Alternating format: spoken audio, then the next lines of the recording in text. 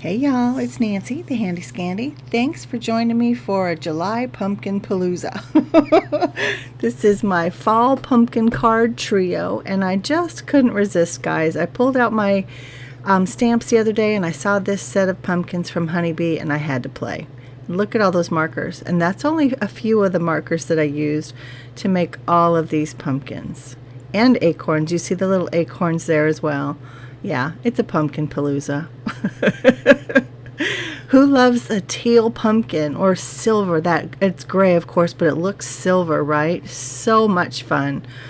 So I start in, of course, by making my backgrounds, and this background went awry because I used oil-based inks to dye, or oil-based inks to ink blend through that stencil, which they're beautiful.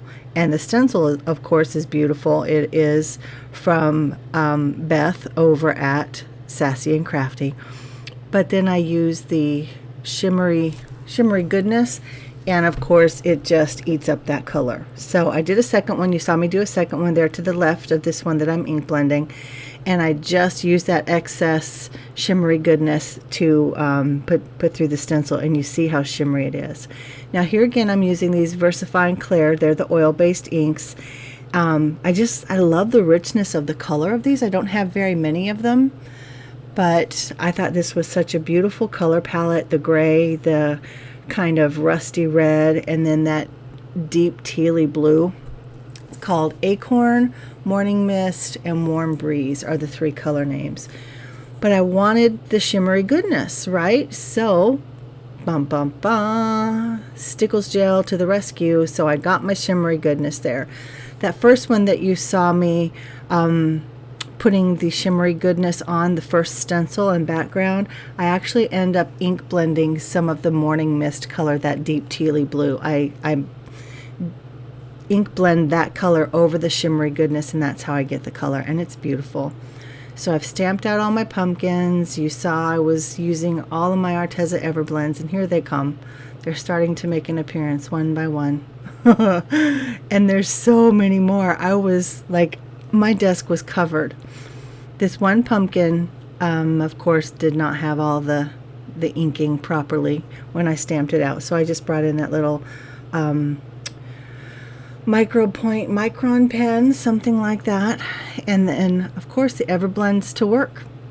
Unfortunately, my hand is in the way through almost all of it, so I show a little bit of it in real time. Most of it is sped up by 2 or 3 times, because I know a lot of people like to watch the process, but with my hand in the way, it's a moot point.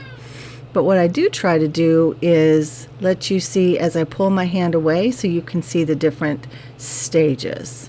So I've used these 3 shades of teal, and I feel like what brings it to life is when I do the dark outline of the ridges, the ribs of the pumpkin. That gives it the dimension. And then of course coming back in with that final kind of glazing with the lightest color, and that gives the highlight in the middle. And I'm using a paint pen. I started out with a paint pen from Diane Revley, and it was having trouble flowing. So I pulled out my white gel pens, and that's how I added the highlight. And here in a little bit we'll be able to see the highlights up close. And you guys tell me if you like the highlights or not. I like them, but up close they might be a little much for some people. So, and it's personal preference. So, you know, if you like it, you like it. If you don't, you don't. I happen to like it. So, and this pumpkin, actually, there are several that are this kind of light blue, gray, silver look. I'm not using any silver at all. You can see I'm just using different shades of a blue-gray. And then here I kind of am coming in with what Courtney Krieber calls the scary dark. At least it was scary dark to me. And here you can see how the pumpkin kind of really starts to gain some dimension as I outline those ribs. But I go just to the right of each rib, right? I don't go right on it, and I don't go to the left, because that again talks about or speaks to shadow and where the dimension really lies. So, and now I'm just going back and forth with my color blends, light to dark, dark to light, and back and forth until I get it covered. And I'm just doing that flicking motion that you hear people talk about, but again, these aren't Copics and they don't have the same type of tip, so they don't flick and give you that same feathery look as well. So it's a little more streaky up close, but I'm happy with it. I'm not mad about it at all. And I do the same process on a million pumpkins. And I love the color variation that I get just by mixing up these various shades of blues and teals and the blue grays and then the browns and the oranges and the reds. I just like that whole rustic, primitive is the word I'm looking for, kind of look to those orangey pumpkins. And then I decided I wanted to do a little bit of ink blending. So that's exactly what I did. I pulled out a couple Distress Oxides. Oh, Kitty wants to be a part of it. And I just do a little bit of ink blending, and I do light on top and dark on the bottom, and then I switch that around for a couple of them. Then of course you got to have some splatter and some sparkle. So I splattered on some water, and then I remembered that I had this liquid pixie dust from Ink on 3. So I splattered some of that, and then I get to cutting and a cutting and a cutting. Now I did cut in the beginning when I was coloring. I did stop and I cut a few pumpkins out, and that's how you were able to see that I was kind of pairing some of the pumpkins up with the backgrounds to see if I was liking where it was headed or not, and I did. But now comes the cutting palooza. Is that a thing? Maybe it's a thing now, but I cut forever. Yeah, and I didn't even show you the whole process. But look at those color blended pumpkins there on the left. See all that shimmer? That's the liquid pixie dust. And you just saw I put a couple drops out on an acrylic block, and I used a fan brush to flick it out. So pretty. So much splatter, so much sparkle. Very, very nice. Then I had to take a break. I needed a cup of coffee. See, I'm drinking from a Halloween cup. Yeah, it starts early at my house, folks. It starts early, so don't judge me. And then I bring in a dark, I don't use black, but I just bring in a dark colored marker to go around those edges, because I'm an imperfect cutter. But there's the silver blue teal family, and here's the kind of the brown family, and then these are the oranges. And again, look at the color variation. It's all the same markers, just used in different combinations. And then these are the ink blended ones. I think they're all fun.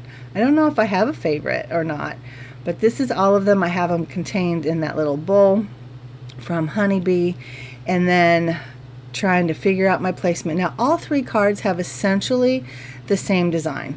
So they have a background that is either ink blended and has a paste or a glaze, or it's just a glaze through that beautiful stencil, again from Sassy and Crafty. And then they all have a frame. This particular frame was just in my stash. It was just thrown in there. It was in with my scraps. I just trimmed it down to make it fit. And then I'm figuring out exactly which pumpkins I want to use, figuring out what sentiment I want on them. I don't have a specific person or occasion or intent in mind. I just went with sentiments that I felt like either fit or I was just feeling in that moment. So finishing it up, I like the thank you. I have, of course, it cut out in the same cardstock as the frame, and then the vellum for the shadow. And layering these up, the big brown pumpkin is adhered straight to the panel. The silvery blue has 1 layer of foam tape, and then the orange has 2 layers, and the little acorn over on the far left has 2 layers as well. Yep, so that's my first card. And then the second one I made into a shaker card, but again the same design, right? The background panel with the stenciling and the frame, and then the pumpkins on the front. But I had to go with a shaker card. I love this frame. This is from, I think it's Mama Elephant, called the Lafayette set. And again, just use color coordinating pumpkins, more the brown and blue family. And I've got shaker blends in there, and I've got little brown clay hearts from Trinity as well. And then this is one of those new sentiments from Simon. It says, "You are enough." I know it's kind of hard to see on there. I didn't want it to, you know, kind of eat up that background and the shaker. So I just cut it out of holographic paper. The sentiment itself is cut out of holographic paper, and the background is again out of vellum. Now this frame is from Pink Fresh Studio. It cuts out in 2 pieces, and when I'm going to mount it up, I always use 2 strips of the Darice thin foam strips, and that adheres them together, and it also pops it up off the card base. So again, my same design, right? The frame, the beautiful stenciled background, and the pumpkins in the front, and then a sentiment. So this sentiment is from the stamp market. It cuts out the high word, and it has a couple little frames in there. This frame happens to be a tag, and I used just some ribbon from my stash. And these are my cards, guys. What do you think? Is it too early for fall for you? Oh, I took some of my excess because I had so many pumpkins, and I actually put a little bit of something on the inside. I don't do that very often, but this time I decided I would do that. So I just used a strip of the paper from the beginning. This one was the inside of the frame. I just trimmed it down. There's that shaker action. Oh yeah.